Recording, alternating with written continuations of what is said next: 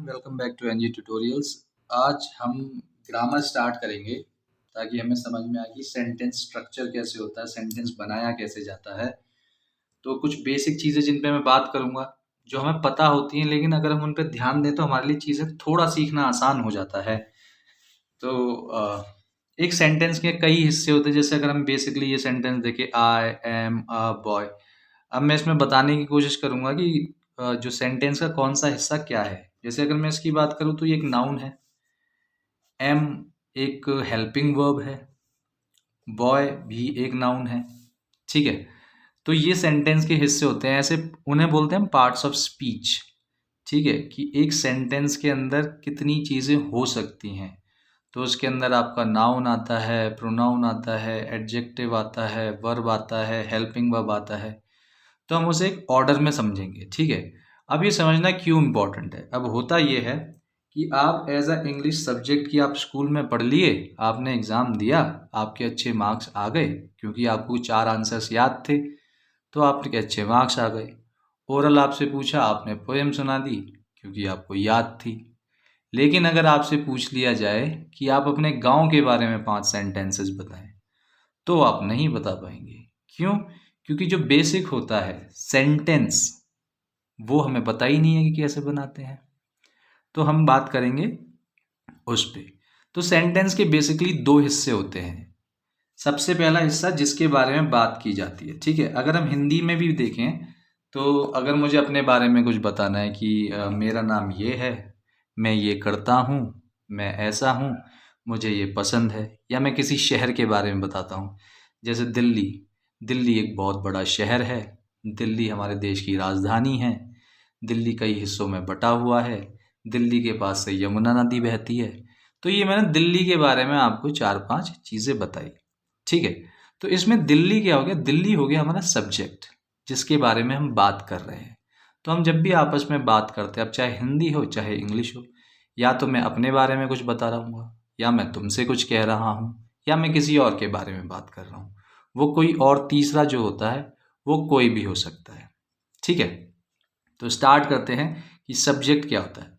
ये बहुत बेसिक है, बहुत इजी है, ये समझ जाएंगे तो आपका 60-70% डाउट्स क्लियर हो जाएंगे कि हमारा सेंटेंस स्टार्ट कैसे होगा। बाकी आप रिपीटेडली रीडिंग करते हैं, उससे आपको फ़ायदा होता है कि सबकॉन्शियसली आप चीज़ें सीखते रहते हैं। तो स्टार्ट करते हैं। ठीक है, तो किस चीज़ के बारे में बात की जा रही है उस पर हम ध्यान देंगे। आई एम अ बॉय, किसके बारे में बात की जा रही है? आई के बारे में बात की जा रही है। क्या बात की जा रही है? एम अ बॉय, कि मैं एक लड़का हूं।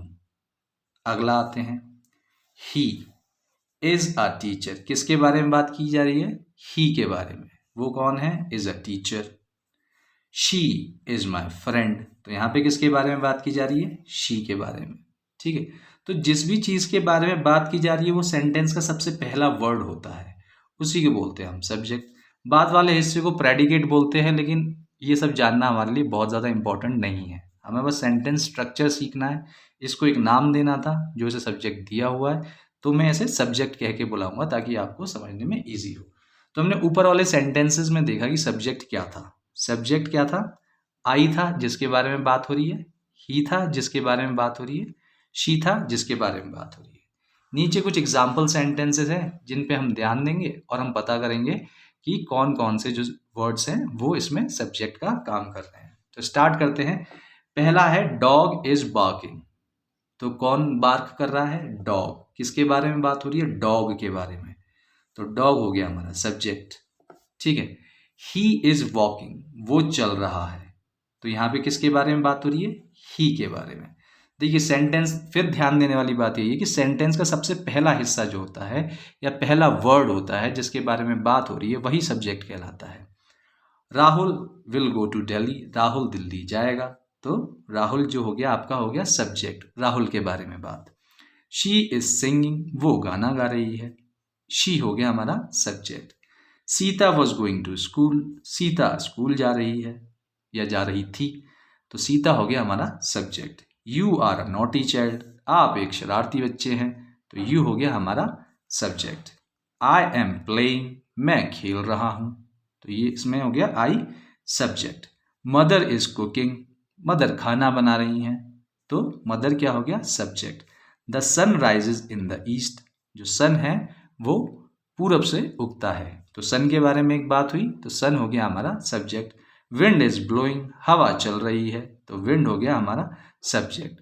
तो इरिस्पेक्टिव ऑफ फैक्ट कि वो लिविंग थिंग है या नॉन लिविंग थिंग है, हम जिसके भी बारे में बात कर रहे हैं वो हो जाता है सब्जेक्ट, और वहीं से हमारा सेंटेंस फ्रेमिंग या सेंटेंस का स्ट्रक्चर स्टार्ट होता है। कुछ एग्जाम्पल्स ऐसे ही डिस्कस कर लेते हैं। जैसे मैं माउंटेन के बारे में बात करना चाहता हूँ, ठीक है। माउंटेन इज बिग, पहाड़ बहुत बड़ा है, ठीक है। नदी के बारे में बात करते हैं, रिवर इज फ्लोइंग फास्ट, कि रिवर बहुत तेज बह रही है। तो जो भी हमारा पहला वर्ड होगा वो होगा सब्जेक्ट। अब जैसे आपसे कभी पूछा जाता है कि भाई छुट्टियों में आप अपने गांव गए थे, आप अपने गांव के बारे में बताइए। अब क्योंकि आप 4th क्लास में आ गए हैं, आपकी वोकेबलरी इतनी हो गई होगी, बेसिक आइडिया ऑफ स्ट्रक्चर आपको हो गया होगा, तो आप अपने गांव के बारे में जो भी बात करना चाहें आप शुरू कर सकते हैं अपने गांव के नाम से या अपना गांव बोलकर। जैसे for example, my village is a lovely place, मेरा जो गांव है बहुत प्यारी जगह है। My village has many fields, मेरे विलेज में बहुत सारे मैदान हैं। My village is one of the most visited place by tourist, जो मेरा विलेज है वहाँ पे बहुत सारे लोग या बहुत सारे टूरिस्ट विजिट करते हैं। जैसे यहाँ पे हम अभी पहाड़ों में रहते हैं तो बहुत सारे टूरिस्ट आते हैं, ठीक है। My village is famous for its apples, मेरा जो विलेज है वो एप्पल्स के लिए बहुत फेमस है। तो हमने विलेज से स्टार्ट किया और जो जो बातें हमें पता थी हमने एक बेसिक स्ट्रक्चर में लगा दी, ठीक है। हम विद टाइम अगर आप रिलीजियसली इसे फॉलो करेंगे 15 डेज तक, तो आई प्रॉमिस यू कि आप 15वें दिन अपने सेंटेंसेस खुद बना रहे होंगे, आप अच्छे से बात कर पा रहे होंगे। तो अभी आपकी प्रैक्टिस ये रहेगी कि जब भी आपसे कोई भी बात करेगा तो आप कोशिश करेंगे इंग्लिश में सेंटेंस बनाने की, ठीक है।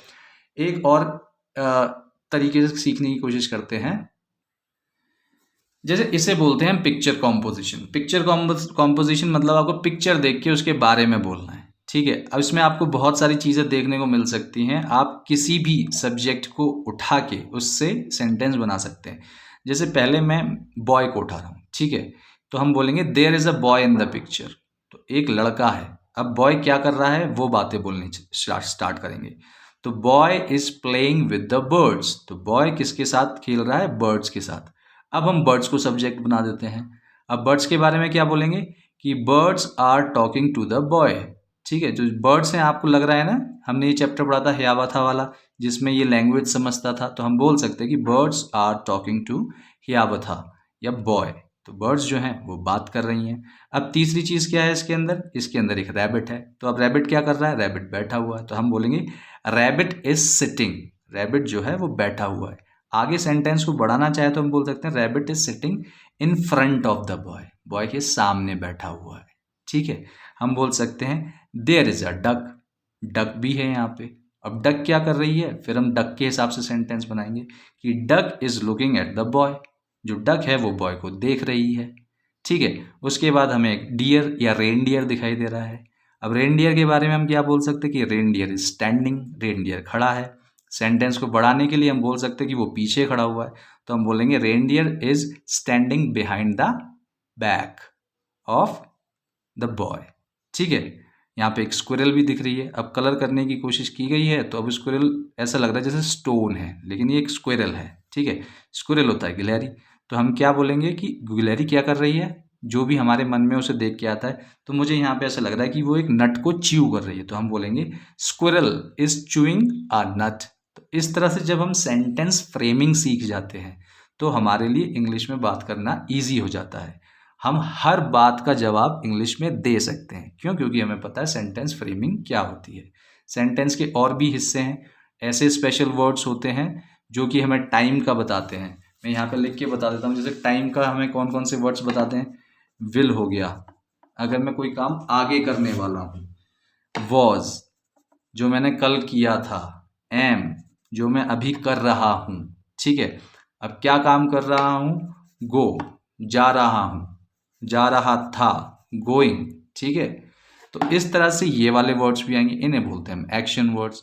अब अगर हम कोई एक्शन करते हैं तो किसी चीज़ पे ही होता है। फॉर एग्जाम्पल मैं ईट की बात करता हूँ, मैं बोलूँ I am eating an apple, तो आई हो गया सब्जेक्ट, मेरी बात हो गई।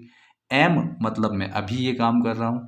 ईटिंग मतलब खा रहा हूँ। एन एप्पल किस चीज़ को खा रहा हूँ? एप्पल को खा रहा हूँ। इन चीज़ों पर डिटेल डिस्कशन होगा बाद में, अभी हम सब्जेक्ट पे फोकस करेंगे। तो आज के लिए आपकी एक्सरसाइज है कि आप अपना कोई भी चैप्टर उठा सकते हैं, उस चैप्टर को आप रीड कीजिए और उसमें जो भी सब्जेक्ट है उसे मार्क कीजिए, और इसका आप स्क्रीनशॉट ले सकते हैं। इस एक्सरसाइज को भी आप कर सकते हैं। इसमें आपको सिर्फ इनसर्कल करना है सब्जेक्ट्स को। जैसे Sita was going to Delhi, तो मैंने सीता को सर्कल कर दिया, सिर्फ इतना करना है। अभी हमें पहचानना है कि सब्जेक्ट क्या है, और धीरे धीरे हम सीख जाएंगे कि सेंटेंस स्ट्रक्चर कैसे किया जाता है। Thank you.